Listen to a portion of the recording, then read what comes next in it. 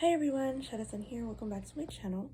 So if you're new to my channel, I discuss my personal experiences as somebody who is blind or visually impaired in the context of my practice of paganism and witchcraft.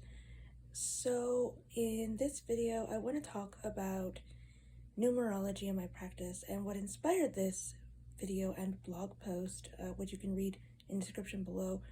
I want to talk about numerology a little bit because I mentioned in my crystal grid video that I've used numerology in part to create the grid and to work with sacred geometry, which again you can see those sources in the crystal grid video, and you will hear noise in the background, so apologies for that.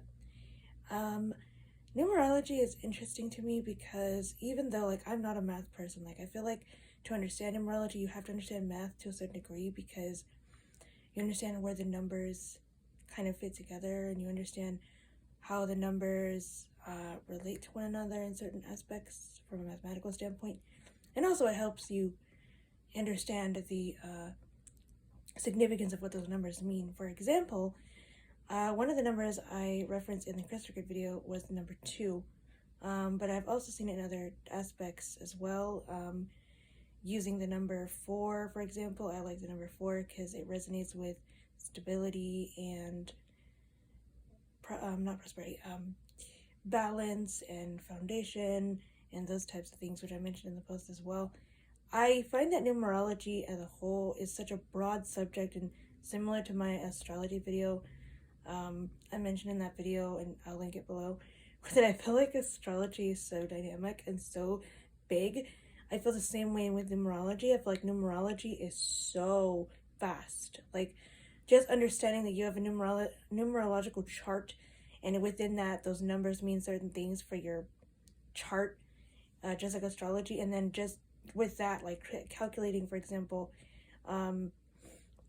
your life path number, which discusses challenges and different aspects of your life and what you will face in this life, but also what that number means for you.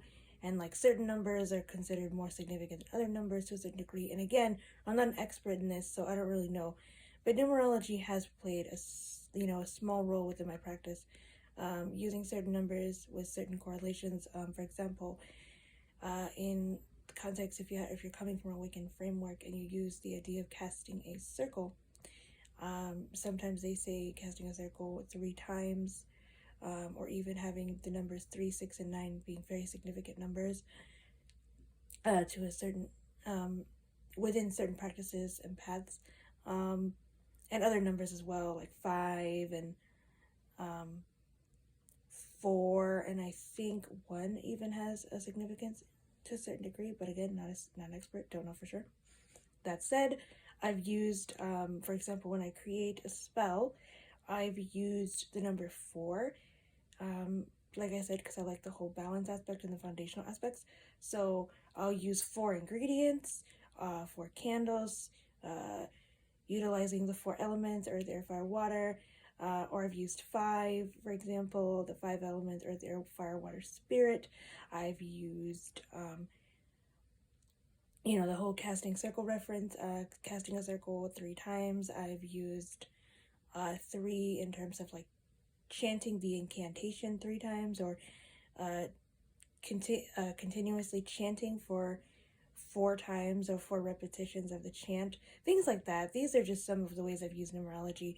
Also, I want to learn more about numerology in terms of the chart and how it influences daily life, because I even saw a reference to numbers for a specific day, so that was an interesting component for me as well.